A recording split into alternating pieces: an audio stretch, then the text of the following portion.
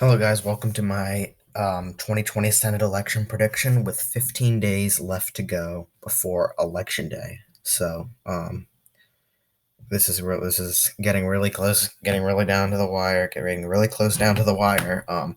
With 15 days to go, we're about to have an entirely new Senate. So I'm very excited to start talking about this. I think it's going to be a very interesting election, but let's get to it. So let's go right to the safe Democrat states.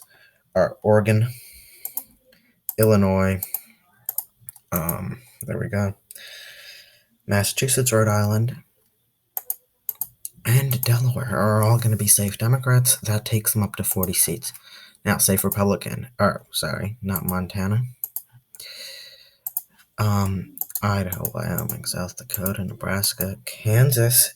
I'm going to go with safe. I think Chris Kobach will win that by safe margin. Arizona, Louisiana, Mississippi safe, Arizona, Tennessee, and actually, I'll leave Mississippi out for the moment. Those are all the safe states. So 41 Republicans and 40 Democrats.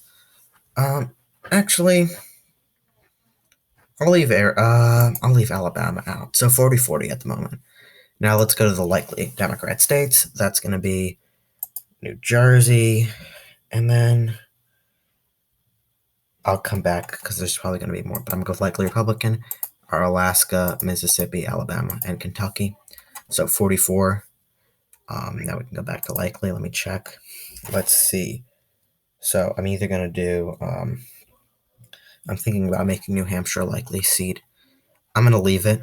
I don't think it's going to end up being likely. So I'm actually just going to leave it like this, 44-41 right now. So with lean Democrat states, obviously, now I'll give it to New Hampshire. The Democrat will win by around 5 or 6 points, I think, not by what the polls have it now, by like, right now the polls have her winning by like 16, 15 points. I don't think that's going to happen. I just don't see that happening.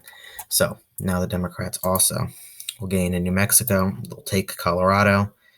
And I'm going to leave Arizona at the moment. Oh, I'm sorry. I completely forgot about Virginia as a likely state. And also Minnesota are all likely Democrat states. That gives them 46 senators. I hope I'm not leaving anything out. I don't think I am. Now we can get a lean Republican. That'll be John Curran in Texas, South Carolina, all of Georgia, and Montana are all going to be lean Republican states. The polls are really starting to spread out in Montana as I projected that they would. Steve Daines is gaining against Steve Bullock. He'll take that seat, probably by around a lean margin. Lindsey Graham will win, maybe by a likely margin, but I'll keep it at lean for now. And obviously, Georgia and Texas will go lean Republican. So now, tilt Democrat, and we're going to be switching on and off. There is these 5 major Senate seats that I think are going to be really close, including Michigan, which you really would not expect because, I mean, obviously the incumbent Democrat, I'm pretty sure he won by a solid margin. He won by around 13 points in 2014, but definitely closer this election, so we'll see what happens. But with tilt Democrat, I'm going to say John Kelly will take the seat in Arizona. It may change as the election gets closer. I do think Martha McSally is narrowing up in the polls there. I do think Trump actually is a lot closer than what a lot of the polls project. Um, a lot of people suggest that it's actually a lot closer than what it seems right now in Arizona, that Joe Biden or Mark Kelly's not up by 10 points and that he may only be up by around 1 or 2 points. Same with Joe Biden. It's probably, a lot of pundits suggest that it's one, maybe Joe Biden's up 1, maybe it's a tie right now. So Trump is very much in a dead heat in Arizona. Obviously not good for Republicans. It's still trending to the Democrats, but it's a lot closer than what people are thinking that it is now. So Iowa goes to Joni Ernst. She'll win. It could be lean, but I'll keep it as tilt right now just because, honestly, just because the way things look at the moment.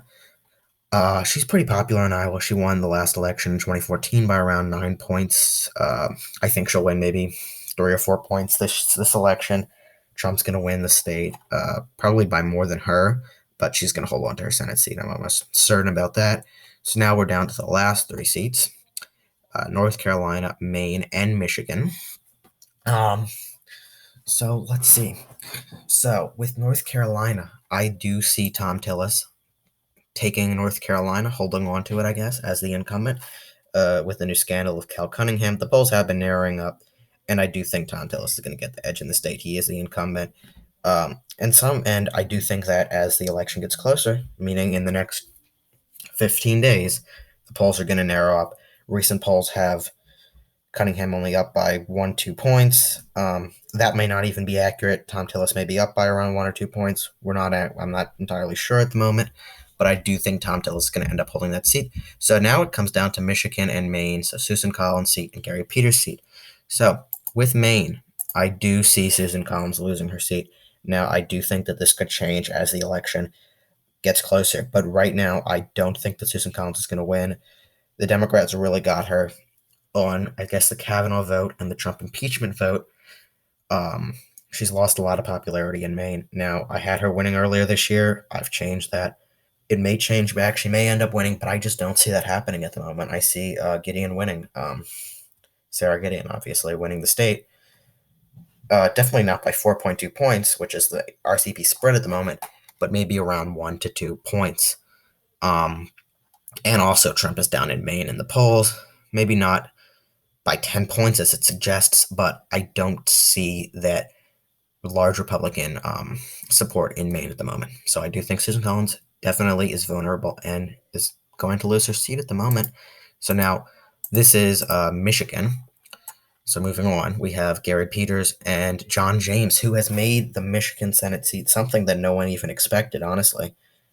Somewhat of a toss-up state. I mean, it is a toss-up state on Real Clear Politics.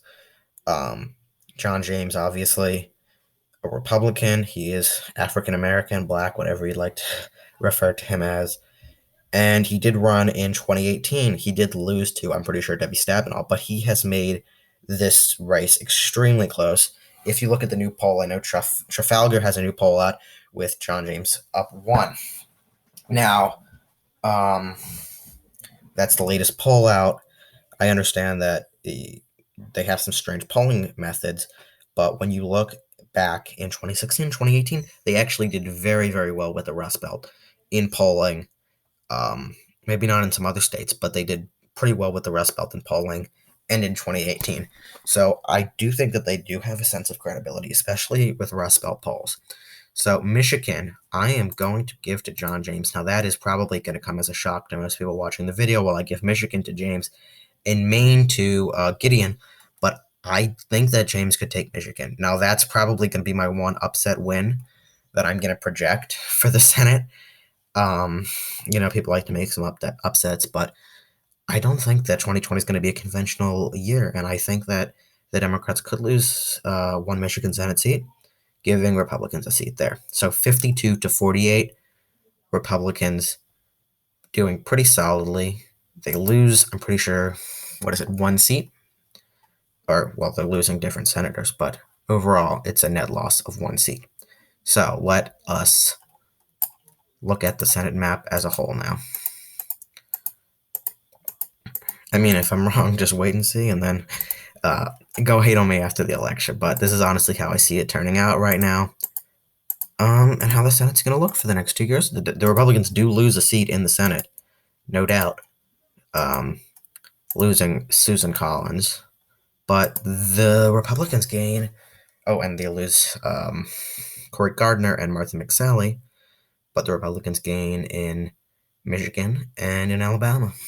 So they're averaging that out, and the Democrats are gaining 1 in Maine altogether. So 52-48, Republicans maintain the Senate. If I can make the VP slot red, then that'll be awesome. But I can't because I don't know what's wrong with the map. So anyway, thank you guys so much for watching. Please stay tuned for the next video. I'm currently working on a website that's going to put up all my predictions. Hopefully I'll have that up in the coming days. But until then, please stay tuned for more videos. And I hope you guys enjoyed this video. And I'm going to have another Senate or general election prediction out with 10 days to go. So that's going to be in 5 days. So we are now 15 days out from the 2020 general elections. I mean, this is honestly getting pretty surreal for me. You think about it. Is there going to be 4 more years of Trump, or is Joe Biden going to be in the White House? Only time will tell, which is now about 2 weeks. So thank you guys for watching. Please stay tuned for more videos. I'm probably going to try and come out with a few more before the election day. Please subscribe. I like making the videos. The last video I made was 240 views. That was the highest view count video any of my videos have had at all. So thank you guys for all the support. Stay tuned for more videos and enjoy. Thank you guys so much for watching.